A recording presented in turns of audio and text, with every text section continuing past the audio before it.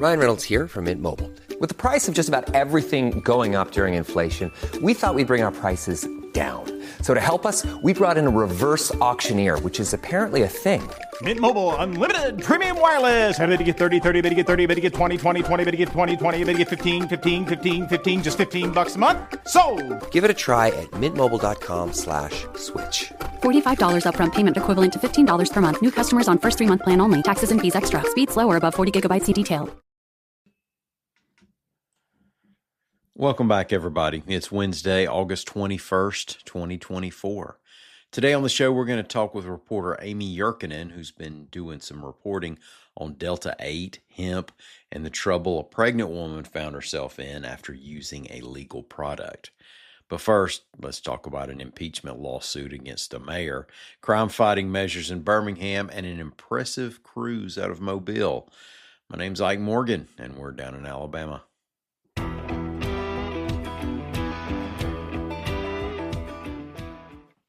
While he didn't get arrested last week for allegedly blocking necessary information from the town clerk, Tarrant Mayor Wayman Newton is heading to court anyway, this time to face an impeachment lawsuit, reports AL.com's Joseph D. Bryant. 5 residents of the town filed the lawsuit, alleging, quote, willful neglect of duty, corruption in office, incompetency, and other offenses involving moral turpitude, end quote. The accusations describe a corrupt, inept administration and includes allegations that Newton has used his office to pay family members and benefit his own company. Newton called the lawsuit frivolous and said it was brought by supporters of the city council. Now remember, relations between the mayor and council have been contentious at best for years. Scott Morrow is the attorney who filed the unusual impeachment lawsuit on behalf of the 5 citizens. He said, quote, it is unusual, but it's part of the Constitution. So it's a bold move. It's a rare move, but in this city, it's a necessary move. A couple of new measures are being taken to help discourage or fight crime in Birmingham. The Birmingham City Council has signed off on an agreement with the Birmingham Board of Education to share video taken by cameras on school properties, reports AL.com's Greg Garrison. BPD has been increasing its access to cameras throughout the city, and now police will be able to tap into areas around school buildings. And the city has launched a program called Project Safe Streets that impedes access to neighborhoods, reports AL.com's Elena Bookman. Now, this one inevitably came with disagreement among residents. It involves placing barriers at entry points to a neighborhood to target speeding, shooting, theft, prostitution, and violent crime. Whether or not you're in favor of these barriers probably depends on where your house is located in the neighborhood. Currently, the barriers have been placed throughout the East Lake neighborhood. Carnival Cruise Line is offering a unique cruise out of Mobile beginning in 2026. Now, it'll require a time and money investment, by the way. But AL.com's Lawrence Specker reports that Carnival Spirit will shove off from Mobile on April 12th, 2026, and end up in Seattle 16 days later. Yeah, 16 days. Columbus probably got antsy after 16 days at sea. The ship will spend the summer cruising from Seattle to Alaska, then return to Mobile in October. The ship will spend the summer hosting cruises from Seattle to Alaska, then return to Mobile in October. The ship takes 5, 6, 8, and 12-day cruises while it's working out of Mobile. The cruise from Mobile to Seattle will include a stop in Cartagena, Colombia, a trip through the Panama Canal, and visits to Punta Arenas, Costa Rica, and Cabo San Lucas, Mexico. As for cost, if you're 2 people staying in an interior room, it'll run you just over $3,000. Hey, let's take a quick break, and we'll be right back to talk Delta 8 and the trouble one woman found herself in after she used it.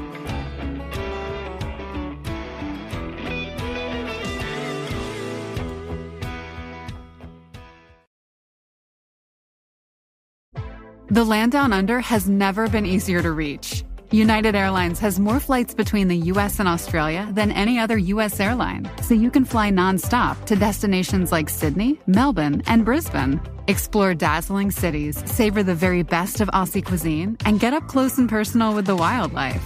Who doesn't want to hold a koala? Go to united.com/Australia to book your adventure. This podcast brought to you by Ring. With Ring cameras, you can check on your pets to catch them in the act. Izzy, drop that. Or just keep them company. Aw, I'll be home soon. Make sure they're okay while you're away. With Ring. Learn more at ring.com/pets.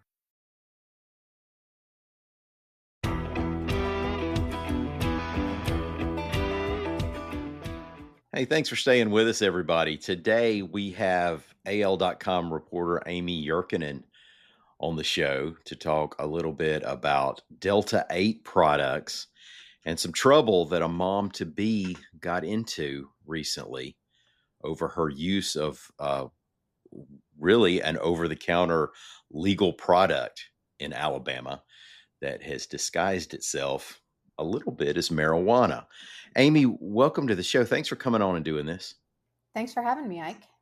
Can you explain these Delta 8 products a little and what this arm of the hemp industry is doing right now? Sure. So basically what happened was in 2018, federal lawmakers and, the executive branch basically made hemp farming legal in the United States through an update to the Farm Bill. So one of the reasons that they did that was they kind of believed at the time that there would be a big market for CBD, which is a non-intoxicating oil that you can get from hemp. So basically, a lot of people went big on growing hemp and producing the CBD oil, and it turned out that the market for that product was not really as large as these folks had anticipated. But there is a way to turn CBD oil into molecules that are very, very, very similar to marijuana. You basically mix it with some solvents, some acids, and you get a molecule that looks almost identical to Delta-9, which is the most abundant sort of molecule that you'll find in the marijuana plant. And Delta-8 was kind of the first one of these that went super big. The double bond is in a different place. We'll flash back to some high school chemistry there. So that's why it's Delta-8, not Delta-9.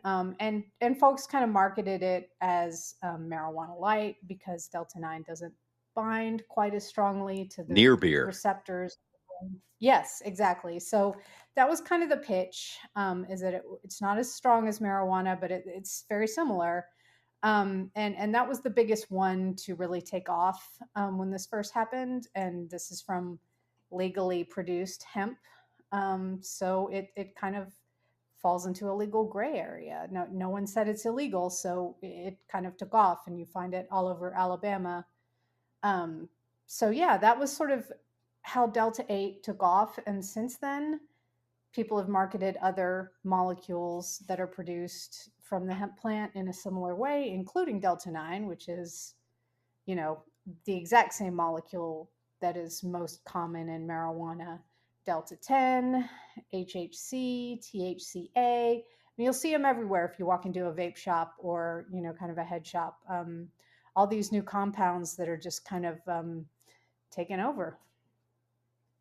And now with the direction, I guess politically, the long-term direction anyway, on marijuana being decriminalization, I don't think we can look for the federal government to step in and regulate making things like something that is on its way to being legal everywhere. Does that make any sense? That's a real simplification legally, I'm sure. Sure. So there's kind of an irony here, right? So one of the things that you see about these Delta-8 hemp-derived products is that they're more highly regulated or illegal commonly in states with legal marijuana. Hmm. which I guess isn't that strange because maybe, the folks there who run the legal marijuana outlets don't really want the competition, or, Right. legal marijuana is much more highly regulated. This stuff isn't regulated at all. So, Hmm. you find in Colorado that Delta 8 is illegal, yet you can buy marijuana. Opposite here in Alabama, obviously, there's no recreational marijuana, and yet you can find this Delta 8 stuff, pretty much in convenience stores and gas stations and all those kinds of places. Yeah, it's a little bit bizarre if you think about it. But yeah, that's kind of the way it's shaking out right now.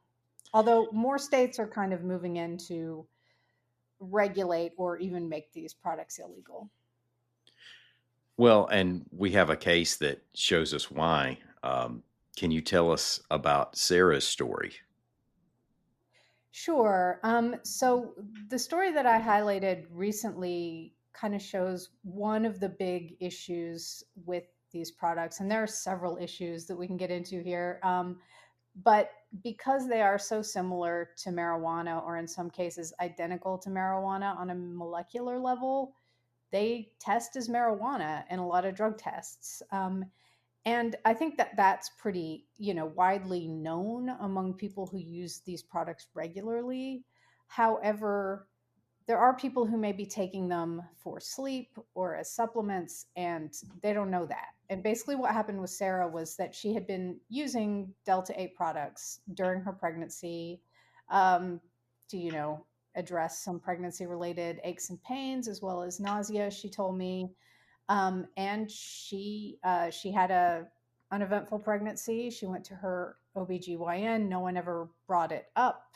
Yet when she went into the hospital to give birth, she tested positive on a drug test, and her baby tested positive on a drug test for marijuana. And so did her husband. He was also using these products from a gas station down the street. And basically, they had child welfare workers come in, do a 2-month safety plan where they were not allowed to take the baby home or be alone with the baby. They basically had to live with, her in-laws for 2 months and make sure they were never alone with the baby or her 1-year-old child, at any point, basically while they were investigated by DHR. So this was, obviously a heart-wrenching situation for them to be in. They really had a hard time understanding why this happened when they were using products that were legal. But basically, the test can't tell the difference. Some tests can, but a lot of these products are not made very well, and so they have a bunch of molecules in them anyway. So even if you think you're getting Delta 8, you might be getting Delta 9.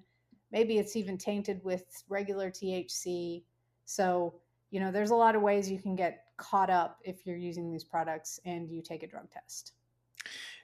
Yeah, it's almost like, testing positive for caffeine. I mean, it's legal and it could be safe. I don't know. What are doctors saying about Delta 8 and pregnancy? Do we have enough on the books yet? You said that it didn't come up in her meetings with the gynecologist. Yeah, and that's what she told me. And she had, medical records showing, no issues with either of her babies, no health effects. There's a lot we don't know. I think because this is a product that is similar to marijuana, we would probably look to those studies to tell us anything, which, marijuana is not recommended during pregnancy. However, chronic marijuana use, I think, is linked to low birth weight. But long term, I don't think that we know a lot about the impacts of marijuana, and how that can affect children and development. So we're not as Yeah. worried about using marijuana as we might be with some other substances, like Right. alcohol, for instance, is, very strongly linked to, fetal alcohol syndrome, fetal alcohol syndrome, and, very bad kind of cognitive delays and issues, and even like differences in the way that, a child's kind of face and skull develops. And you don't have that kind of issue with marijuana necessarily. But there are, Right. there are people who have raised concerns with things like executive function as kids grow up, their ability to kind of plan and study and concentrate. But again, those effects are a little bit difficult to study, and it's hard to draw kind of a direct line. I'm not saying Yeah. it's completely, Right. something you shouldn't worry about at all, of course. We would definitely encourage any listeners to talk to their doctor before they consume anything that's marketed with a marijuana leaf on it, just in case. Absolutely. Like again, the CDC does recommend that you do not consume marijuana, and yeah, regular use is linked to low birth weight. So I think that's kind of the conclusive thing you can say. Right, right. Now the sidebar to this, well, I say sidebar, maybe the main bar. Um, Alabama does not play when it comes to women testing positive while they're pregnant, and that's problematic when you have tests that don't tell you whether or not they've taken something that's illegal or legal.